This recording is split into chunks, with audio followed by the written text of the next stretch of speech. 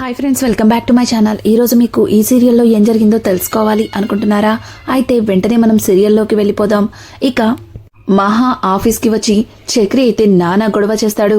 ఇక చక్రిని ఎలాగోకలా మహాలక్ష్మి అయితే బయటికైతే పంపించేస్తుంది. ఇక మహా లోపలికి వెళ్లేసరికి అక్కడ విక్కీ అయితే వాట్లకి ఎవరతను అంటూ అడగడంతో ఇక మహా అయితే విక్కీకి సారీ చెప్తూ ఇంకా ఎప్పుడు కూడా ఇట్లాంటిది జరగదని తనతో మాట్లాడుతుంది. ఇక విక్కీ కూడా అక్కడి నుంచి వెళ్ళిపోతాడు. మహా వర్క్ చేస్తుంది గాని పదే పదే తను చక్రి చేసిన గొడవనే గుర్తు చేసుకుని బాధపడుతుంది. ఇక ఇది ఇలా ఉండగా ఇంకా చక్రి అయితే ఇంటికి వచ్చి ఇక ఇంట్లో చాలా కోపంగా ఉంటాడు. అప్పటికే మహాలక్ష్మి కన్నాతో ఆఫీస్ నుంచి ఇంటికి వస్తుంది. ఇక కన్నాతో జరిగిందంతా చెప్పడంతో కన్నా ఏంటొదినా, అయితే అన్నయ్య అంత గొడవ చేశాడా అంటూ ఇక కన్నా కూడా మహాతో మాట్లాడుతూ ఉంటాడు. ఇక ఇంతలో అక్కడికి చక్రి రానే వస్తాడు. చక్రిని చూసిన మహాలక్ష్మి కోపంతో అక్కడి నుంచి వెళ్ళిపోతుంది. ఇక చక్రి మహా అలా వెళ్ళిపోవడం చూసి తను పెద్దగా పట్టించుకోడు. ఇంకా అలాగే మహా అయితే ఇక చక్రితో మాట్లాడకుండా తన పని తాను చేసుకుంటూ ఉంటుంది. ఇంతలో చక్రి మాధవ దగ్గరికి వెళ్ళి, ఏమైందన్నయ్య, తనకి నాతో అస్సలు మాట్లాడట్లేదు, పైగా నన్ను చూస్తుంటే ఏదో దయ్యాన్న భూతాన్న చూసినట్టు అలా వెళ్ళిపోతుంది అని చెప్పడంతో ఇంతలో పక్కనున్న కన్నా, అది నువ్వు చేసిన నిర్వాకమే, నిన్న ఆఫీస్కెళ్ళి నాన్న గొడవ చేశావంటగా, అందుకే వదిన నీ మీద చెప్పలేనంత కోపంగా ఉంది అని అంటుంటే ఇక మాధవ అయితే, ఏంట్రా ఏంటిదంతా, నువ్వెందుకు ఆఫీస్కెళ్ళావు అని అంటూ ఉంటే ఇక చక్రి అయితే, ఏంటన్నయ్య నువ్వు కూడా అలాగే మాట్లాడతావు, అక్కడ మహాని వాళ్ళు ఇష్టం వచ్చినట్టు చెడుగుడు ఆడుకుంటున్నారు, అందుకే వాళ్ళకి గుర్తుండిపోయేలా గట్టి వార్నింగ్ ఇచ్చొచ్చా, వాళ్ళకి లైఫ్ లాంగ్ గుర్తుండిపోయింది, మహానేమన్నా అనాలంటే నేను గుర్తొస్తాను, ఏదైనా అనే ముందు ఆలోచించి అంటారు అంటూ ఇక చక్రి మాట్లాడుతూ, నా ఎంట్రీ అదిరిపోయింది,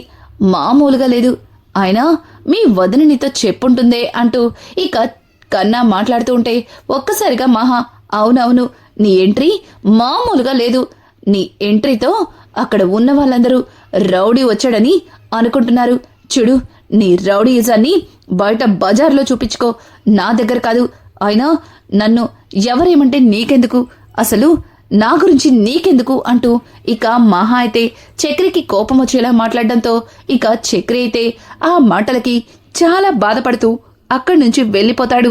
ఇక అక్కడే ఉన్న మాధవ ఇక మహా వైపు చూస్తుంటే, మహాలక్ష్మి సారీ పెద్ది, చక్రితో అలా మాట్లాడినందుకు సారీ, కానీ ఈరోజు చక్రి చేసిన పనికి ఆఫీస్లో అందరి ముందు తలదించుకున్నాను, ఏదో తప్పు చేసినట్టు చెప్పలేని గిల్టీ ఫీలింగ్, దాంతో నా మనసేం బాగాలేదు అంటూ మహాలక్ష్మి కూడా తన గదిలోకైతే వెళ్ళిపోతుంది. ఇంకా మాధవ అయితే చక్రికి ఫోన్ చేస్తుంటే చక్రి ఎన్నిసార్లు ఫోన్ చేసినా లిఫ్ట్ చేయకుండా కాల్ కట్ చేస్తుంటాడు. ఇక పక్కనే ఉన్న కేశవ కన్నా ఇద్దరు కూడా మాధవతో, అన్నా వాడి గురించి నీకు తెలిసిందే కదా, కోపం తగ్గాక వాడే వస్తాడు, వచ్చి నిద్రపో అంటూ ఇంకా మాధవతో చెప్పడంతో వాళ్ళ ముగ్గురు అయితే నిద్రపోతారు. ఇక ఉదయాన్నే మహాలక్ష్మి లేచి బయటకు వచ్చేసరికి అక్కడ ముగ్గురు అన్నదమ్ములే కనిపిస్తారు. చక్రి కనిపించకపోవడంతో మహాలక్ష్మి అయితే, ఏంటి ఇంతవరకు ఈయన ఇంటికి రాలేదా, ఏమైనట్టు, ఎక్కడికి వెళ్ళినట్టు అంటూ ఇక మహాలక్ష్మి అయితే పదే పదే గుమ్మం వైపు చూస్తుంది. ఇక ఉదయాన్నే మాధవ కూడా లేచేసరికి చక్రి కనిపించకపోవడంతో ఇక మాధవ కూడా మళ్ళీ చక్రికి ఫోన్ చేస్తుంటాడు. చక్రి అయితే మాధవ ఫోన్ని లిఫ్ట్ చేయకుండా కట్ చేస్తాడు. ఇంకా ఇంతలో మహాలక్ష్మి, పెద్ది నిన్న చక్రితో మాట్లాడిన విధానం వల్ల మీకేమన్నా బాధ అనిపించిందా అని అడగడంతో ఇక మాధవ అయితే, లేదమ్మా ఏమనిపించలేదు, కాకపోతే చక్రికి అంత కోపంగా కాకుండా నిదానంగా చెప్పుండాల్సింది, పాపం బాధపడ్డట్టున్నాడు, రాత్రినగా ఇంటి నుంచి వెళ్ళిపోయాడు, పైగా వాడేం తినలేదు కూడా, ఇప్పుడు ఎక్కడున్నాడో ఏంటో, కోపానికి నా ఫోన్ కూడా లిఫ్ట్ చేయట్లేదు అని అంటుంటే, అవునా అంటూ ఇక మహాలక్ష్మి అయితే బయటకైతే వెళ్తుంది. ఇక బయట కన్నా ఫోన్లో గేమ్ ఆడుకుంటూ ఉండగా ఇక కన్నా దగ్గరకు వచ్చి, రే కన్నా, ఒకసారి మీ అన్నయ్యకి ఫోన్ చెయ్యి అని చెప్పడంతో ఇక కన్నా అయితే వదినా ఏం కాదులే చక్రి అన్నయ్య వచ్చేస్తాడులే అని అంటుంటే అదేం కాదులే ఒకసారి ఫోన్ చెయ్యి అంటూ ఇక మహా అయితే కన్నాతో చెప్పడంతో కన్నా ఫోన్ చేస్తాడు. ఇక కన్నా ఫోన్ చూసిన చక్రి కన్నాగడు ఎందుకు చేస్తున్నాడు, మళ్ళీ లిఫ్ట్ చేయకపోతే గోల చేస్తాడు అంటూ ఇక చక్రి అయితే ఫోన్ లిఫ్ట్ చేస్తాడు. కన్నా అయితే అన్నయ్య రాత్రి నుంచి ఇంటికి రాలేదు, ఎక్కడున్నావు, అసలు నువ్వెక్కడ పడుకున్నావు అని అడుగుతూ ఉంటే ఇక చక్రి అయితే కోపంగా రేయ్ నేనెక్కడికి వెళ్తే మీకెందుకు, ఎక్కడ నిద్రపోతే మీకెందుకు, నేనెలా పోతే మీకెందుకు, మీకు కావలసిన వాళ్ళు మీ దగ్గరే ఉన్నారు కదా, ఇక నా గురించి ఎందుకు ఫోన్ చేస్తారు అంటూ ఇక చక్రి అయితే కాల్ కట్ చేయబోతుంటే వెంటనే మహాలక్ష్మి ఏంటి ఏం మాట్లాడుతున్నారు, అసలు మీరు రాత్రంతా ఇంటికి రాకుండా ఎక్కడ పడుకున్నారు అని అంటుంటే ఇక చక్రి అయినా నేనెలా పోతే మీకెందుకు, మీరెవరో నేనెవరో కదా, నా గురించి మీరెందుకు అడుగుతున్నారు అంటూ ఇక చక్రి అయితే మహాతో మాట్లాడుతూ ఉంటే ఇక మహా చక్రి మీద కోపంగా చూడండి ముందు ఎక్కడున్నారు అని అడగడంతో ఎక్కడుంటాను, కారులో నిద్రపోయాను అని చెప్పడంతో ఇక మహాలక్ష్మి మీరు ముందు ఇంటికి రండి, మీకోసం ఇక్కడ పెద్ద కంగారు పడుతున్నాడు, ఆయన ఇంట్లో వాళ్ళని కంగారు పెట్టి అలా బయటేం చేస్తున్నారు అంటూ ఇక మహా అయితే చక్రి మీద కేకలు వేయడంతో ఇక చక్రి సరేనండి వస్తాను అంటూ ఇంకా కాల్ కట్ చేస్తాడు. ఇక చక్రి అయితే కారులో ఉన్న వాటర్ బాటిల్తో ఫేస్ వాష్ చేసుకుని అక్కడి నుంచి ఇంటికి వెళ్దామని కార్ తీసేలోపు ఎవరో ఒకతను రాంగ్ రూట్ లో వచ్చి ఇక చక్రి కార్ కి డాష్ ఇస్తాడు. అలా చక్రి కార్ తగలడంతోనే అతను అక్కడికక్కడే పడిపోతాడు. ఇక వెంటనే చక్రి కార్ ఆపి ఎవయ్యా చూసుకుని రావాలి కదా, ఇలా రాంగ్ రూట్ లో వచ్చి అలా డాష్ ఇచ్చేవేంటి అంటూ చక్రి అరవడంతో ఒక్కసారిగా ఆ బైక్ అతను రేయ్ నేను పడిపోయి దెబ్బలతో ఉంటే మళ్ళీ నన్ను రాంగ్ రూట్ లో వచ్చానని మాట్లాడతావా, రేయ్ దిగరా దిగు పద స్టేషన్ కి వెళ్దాం అంటూ ఇక అతనైతే చక్రి మీద అరుస్తూ చక్రి చొక్కా పట్టుకుని అక్కడి నుంచి స్టేషన్ కి అయితే తీసుకెళ్తాడు. ఇక పోలీసులైతే అతను చెప్పిన మాటలు విని చక్రిని ఒక పక్కన కూర్చోపెడతారు. అలాగే చక్రి వల్ల ఇంటికి ఫోన్ చేస్తాడు. ఇక మాధవ అయితే ఇంట్లో అందరికీ టీలు కాఫీలు చేస్తూ ఇక పదే పదే గుమ్మం వైపే చూస్తూ ఉంటాడు. ఇక ఇంతలో మహాలక్ష్మి పెద్ది మీరు చూసేది చక్రి కోసమే కదా, నేను తనకి కాల్ చేశాను, తను ఇంటికే వస్తున్నాడు అని చెప్పడంతో వస్తున్నాడా, కోపంతో వాడు అలిగి ఎక్కడున్నాడా అని నిన్నట్టుంచి వాడి కోసమే ఆలోచిస్తున్నాను, పోనీలే వాడొస్తే వాడికిష్టమైన టిఫిన్ చేశాను అంటూ ఇక మాధవ మాట్లాడుతూ ఉండగా ఇంతలో మాధవ ఫోన్ రింగ్ అవుతుంది. ఒక్కసారిగా మాధవ ఎవరు ఫోన్ చేస్తున్నారు అంటూ ఫోన్ లిఫ్ట్ చేసి మాట్లాడుతూ ఉంటే ఇక చక్రిని అరెస్ట్ చేశామని పోలీసులు చెప్పిన మాటలకి ఒక్కసారిగా మాధవ షాక్ అయిపోతాడు. ఇక అలాగే మాధవ మాటలకి అక్కడ ఉన్నవాళ్ళు కూడా షాక్ అయిపోతారు. ఇక కేశవ అయితే అన్నా ఏమైంది, ఏం జరిగింది అని అడుగుతుంటే రే కేశవ చక్రిని పోలీసులు అరెస్ట్ చేశారంట అని చెప్పడంతో ఒక్కసారిగా మహాలక్ష్మి కూడా కంగారు పడిపోతుంది. పెద్ది ఏమంటున్నారు, చక్రిని అరెస్ట్ చేయడమేంటి అని అంటుంటే అవునమ్మా పోలీసులే ఫోన్ చేసి చెప్పారు, పైగా ఇమీడియట్లీ స్టేషన్కి రమ్మన్నారు అని అంటుంటే ఇక వెంటనే కేశవ అలాగే మహాలక్ష్మి ఇక మాధవ ముగ్గురు కూడా స్టేషన్కి బయలుదేరుతుండగా ఇక కేశవ అన్న ఒక్క నిమిషం అంటూ ఇక లోపలికి వచ్చి తన దగ్గర ఉన్న డబ్బులు అలాగే చక్రి దాచిపెట్టిన డబ్బుల్ని తీసుకుని అక్కడి నుంచి ఇక స్టేషన్కి బయలుదేరతాడు. ఇక స్టేషన్ దగ్గర చక్రిని చూసిన మహాలక్ష్మి మాధవ కేశవ ముగ్గురు కూడా బాధపడుతుంటే ఒక్కసారిగా చక్రి పైకి లేచి వాళ్ళ దగ్గరకైతే వెళ్తాడు. అన్నా నేనే తప్పు చేయలేదన్నా, వాడే రాంగ్ రూట్ లో వచ్చి కావాలని నా మీద కేసు పెట్టాడు అంటూ ఇక చక్రి మాట్లాడుతూ ఉంటే అక్కడ ఉన్న ఇన్స్పెక్టర్ అయితే చూడండి అతనికి బాగా బలంగా దెబ్బలు తగిలాయి, పైగా అతని బైక్ తుక్కు అయిపోయింది, చూడండి అతను ఎఫ్ఐఆర్ రాయమంటున్నాడు, ఎఫ్ఐఆర్ రాస్తే మీరు కోర్టుకు వెళ్లాల్సి ఉంటుంది, ఏదైనా ఉంటే అక్కడే చూసుకోవాలి అంటూ ఇక ఎస్ఐ అయితే వాళ్ళతో చెప్పడంతో ఒక్కసారిగా మాధవ కేశవ ఇద్దరు కూడా వద్దొద్దు ఎఫ్ఐఆర్ ఫైల్ చేయదు, ప్లీజ్ అంటూ వాళ్ళు బ్రతమలాడుతూ ఉంటారు. ఇక ఇంతలో కానిస్టేబుల్ అయితే, ఏవయ్యా నువ్వు నడిపే కారు నీదేనా లేకపోతే ట్రావెలింగ్ వాళ్ళదా అని అంటుంటే, ఇక చక్రి అయితే అది నాది కాదు ట్రావెలింగ్ వాళ్ళది అని చెప్పడంతో, అయితే ఆ కార్ ఓనర్ నెంబర్ ఇవ్వు, అసలే ఆ కార్ని ఇప్పుడు ఆ కార్ మీద కేసు రాస్తాం అంటూ ఇక కానిస్టేబుల్ అయితే చక్రి నుంచి నంబర్ తీసుకుని ఓంకారేశ్వర్కి ఫోన్ చేస్తాడు. ఇక ఓంకారేశ్వర్ అయితే అక్కడికైతే వస్తాడు. ఓంకారేశ్వర్ని చూసిన మాధవ, కేశవ అలాగే మహాలక్ష్మి ముగ్గురు కూడా ఓంకార్తో మాట్లాడుతూ, చూడండి ఇందులో చక్రి తప్పేమీ లేదట, వాళ్ళే గొడవ చేస్తున్నారు, మాకు కంగారుగా ఉంది, ఏదో ఒకటి చేసి మీరే చక్రిని బయటికి తీసుకొచ్చేలా చెయ్యండి అంటూ ఇక మాధవ, కేశవ, మహాలక్ష్మి ముగ్గురు కూడా ఓంకార్ని అడగడంతో ఇక అతనైతే నేను మాట్లాడతాను అంటూ లోపలికైతే వెళ్తాడు. ఒక్కసారిగా ఓంకార్ని చూసిన చక్రి అయితే కారేశ్వర్ అంటూ దగ్గరికి రాబోతుంటే, ఆగు నేను మాట్లాడతా కదా అంటూ ఇక అతనైతే ఇన్స్పెక్టర్తో మాట్లాడుతూ ఉంటే, ఇక ఇన్స్పెక్టర్ చూడండి మీ ఈ కేసు కోర్టు దాకా వెళ్తే మీకే ప్రాబ్లం అవుతుంది, ఏదో ఒకటి సెటిల్మెంట్ చేసుకోండి అని చెప్పడంతో ఇక అతనైతే యాక్సిడెంట్ అయినా అతన్ని పక్కకి తీసుకెళ్లి అతనితో మాట్లాడతాడు.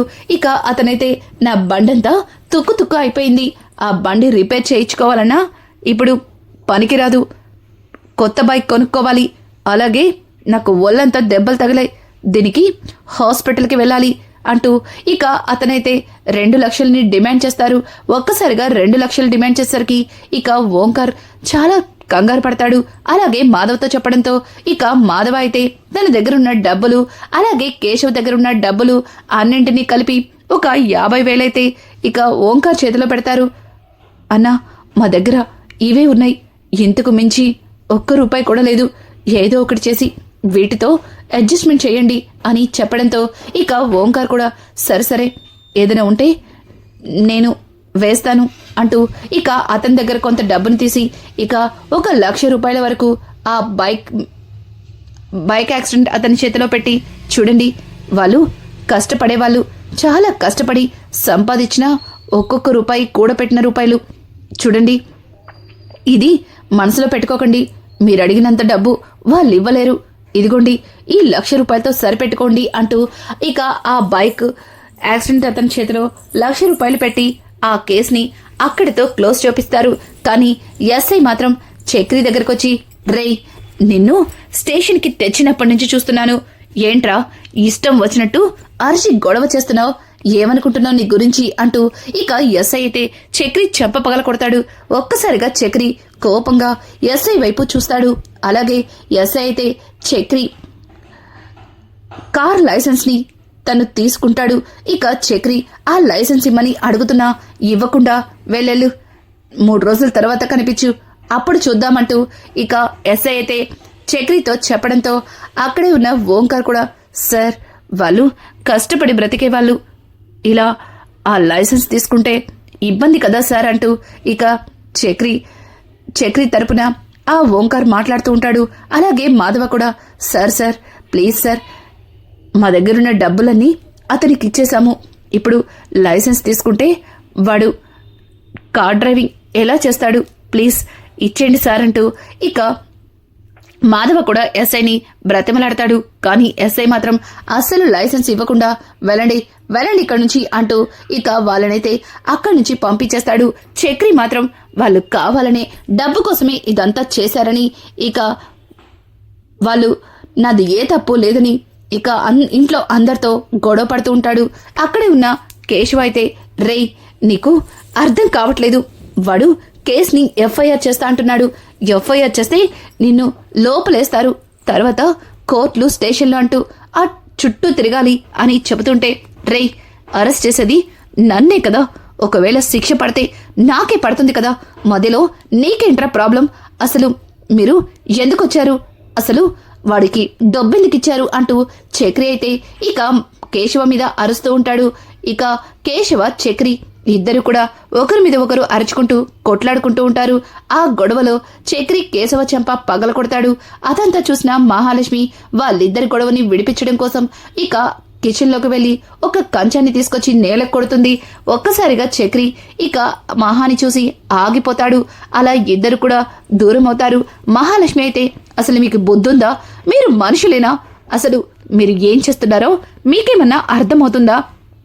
నిన్ను స్టేషన్లో పెట్టి వాళ్ళు ఎఫ్ఐఆర్ రాయాలి, కోర్టుకి తీసుకెళ్తాము అంటే నీకోసం వాళ్ళు ఎంత టెన్షన్ పడ్డారో నువ్వు కాస్తైనా ఆలోచించావా? డబ్బుల కోసం కేశవతో గొడవ పడుతున్నావా అంటూ ఇక మహాలక్ష్మి అయితే చక్రికి చీవాట్లు పెడుతుంది. అలాగే కేశవ దగ్గరకొచ్చి, చూడు కేశవ, చక్రి నీకు అన్నయ్య, ఒక అన్నతో ఎలా ఉండాలో ఆ మాత్రం నీకు తెలీదా? అసలు నువ్వు అన్న మీద కాస్తన్నా రెస్పెక్ట్ లేకుండా ఎందుకు ఇలా ప్రవర్తిస్తున్నావంటూ ఇక మహాలక్ష్మి అయితే కేశవకి కూడా వార్నింగ్ ఇస్తుంది. ఇక నారాయణి, అసలు మీరు తండ్రేనా? ఇద్దరు కొడుకులు కొట్లాడుకుంటుంటే అది చూసి మాట్లాడకుండా అలా వెళ్ళిపోతున్నారు.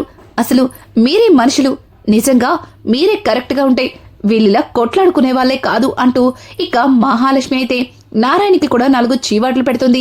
నారాయణ కూడా అక్కడి నుంచి మౌనంగా వెళ్ళిపోతాడు. చక్రి అయితే చాలా కోపంగా అక్కడి నుంచి బయటకు వెళ్ళిపోతాడు. కొంతసేపటి తర్వాత మాధవ అయితే అక్కడికి వస్తాడు. ఇక మాధవ ఇంట్లో ఉన్న ఆ సైలెంట్ ని చూసి, ఏమైంది, ఎందుకలా ఉన్నారు అంటూ ఇంకా అడుగుతూ ఉంటే ఇక కన్నా అయితే జరిగిందంతా కూడా మాధవకి చెప్తాడు.